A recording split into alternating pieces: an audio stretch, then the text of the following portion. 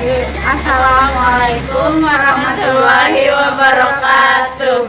Kami dari kelompok 6 akan memaparkan Materi tentang pendekatan STM atau Sains Teknologi Masyarakat.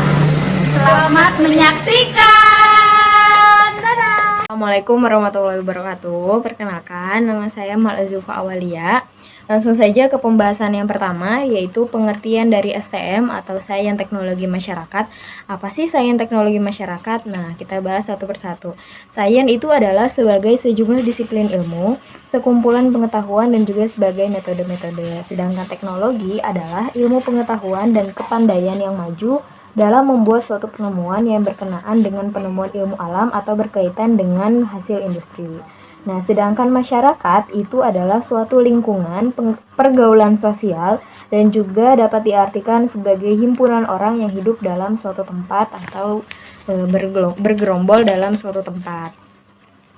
Nah, jadi dapat disimpulkan STM itu adalah yaitu yang diberikan kepada usaha mutakhir untuk menyajikan konteks dunia nyata dalam pendidikan sains dan juga pendalaman sains. Jadi kalau STM itu mereka lebih difokuskan pada menciptakan usaha atau sebuah penemuan yang mutakhir untuk disajikan dalam konteks dunia nyata. Jadi tidak angan-angan atau tidak berupa hayalan dan lain-lain.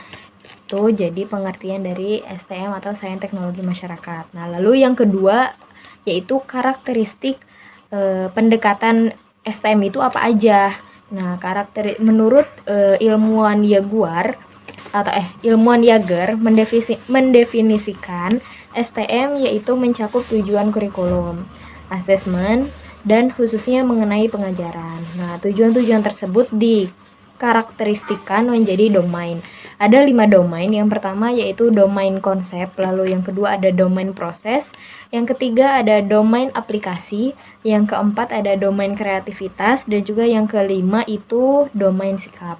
Nah, domain konsep itu apa sih? Nah, itu lebih memfokuskan pada muatan sains, tujuan-tujuan sains untuk mengelompokkan alam.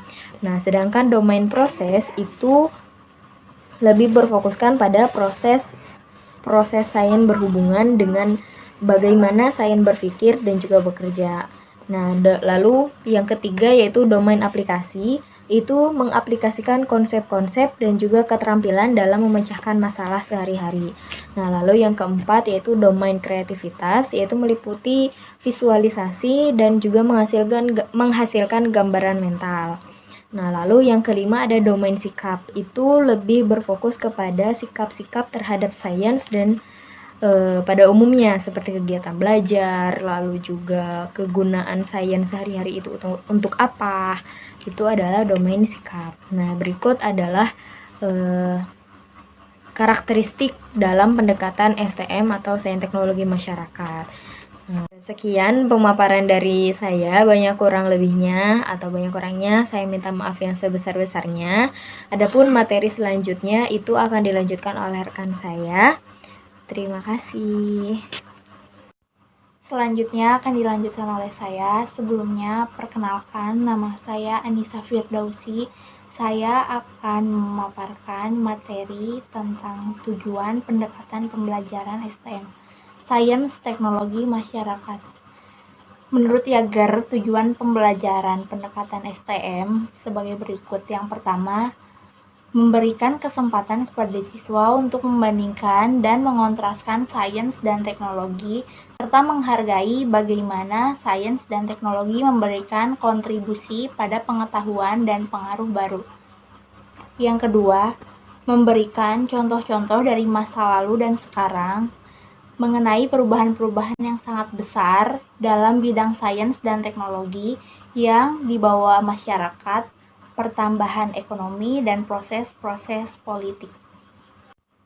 Yang ketiga, membuat peserta didik mampu realitas sosial dengan topik pembelajaran yang ada di dalam kelas. Yang keempat, peserta didik mampu menggunakan berbagai isu dan situasi yang berdasarkan pandangan ilmiah. Yang terakhir, membuat peserta didik mampu menjadikan dirinya sebagai warga masyarakat yang memiliki tanggung jawab sosial. Sekian pemaparan materi dari saya, selanjutnya akan dilanjutkan oleh rekan saya. Baik, perkenalkan nama saya Wulan Mustikawati.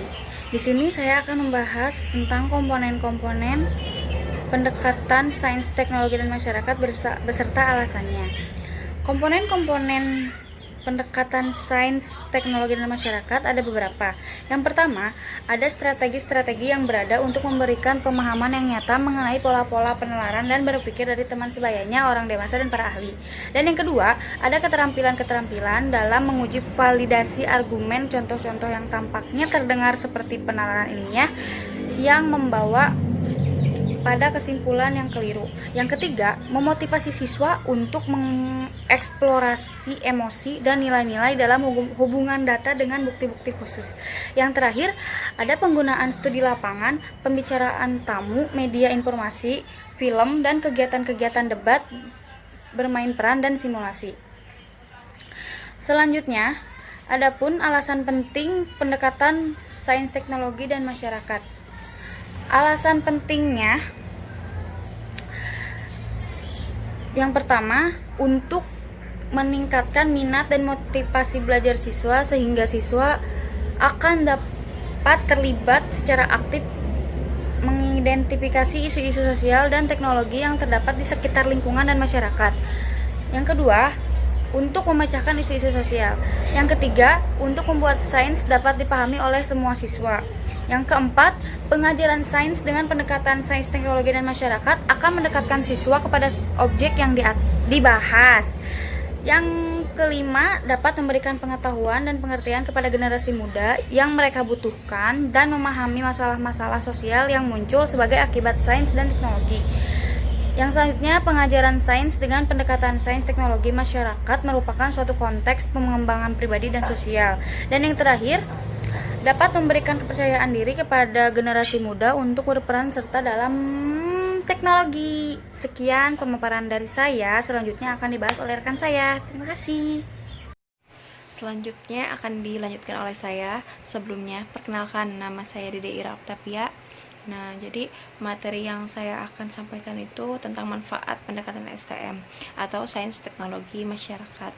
Nah, jadi pendekatan STM ini juga lebih efektif untuk penguasaan di dalam diri siswa tersebut. Nah, dalam ranah penerapan atau mengaplikasikan kepada murid-murid juga, penerapan STM ini juga sangat memberikan hal yang positif.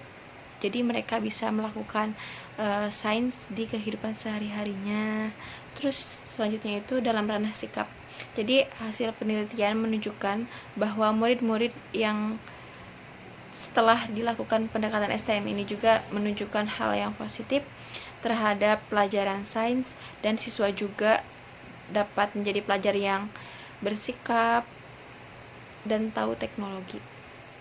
Nah, terus yang terakhir itu serta meningkatkan kemampuan menggunakan pengetahuan di dalam membuat keputusan. Dengan demikian, individu tersebut dapat menghargai sains dan teknologi dalam masyarakat dan mengenal batasan-batasannya.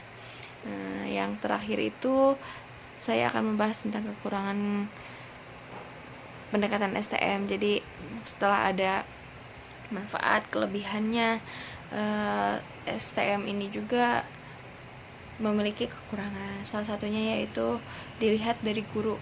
Nah, masalahnya dari guru, jadi sebelum mengaplikasikan ke siswa itu, guru juga harus lebih paham sains itu apa, karena ketika guru tidak menguasai sains itu gimana atau apa, susah mereka mentransfer ke siswanya. Jadi nanti muridnya kasihan, jadi kebingungan.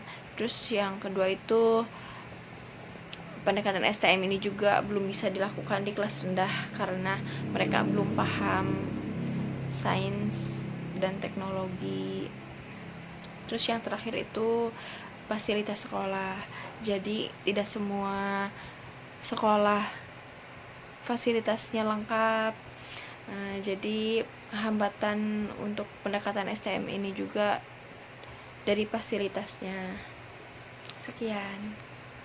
Sekian pemaparan dari kelompok kami, kurang lebihnya mohon dimaafkan. Semoga materi yang kita sampaikan bermanfaat.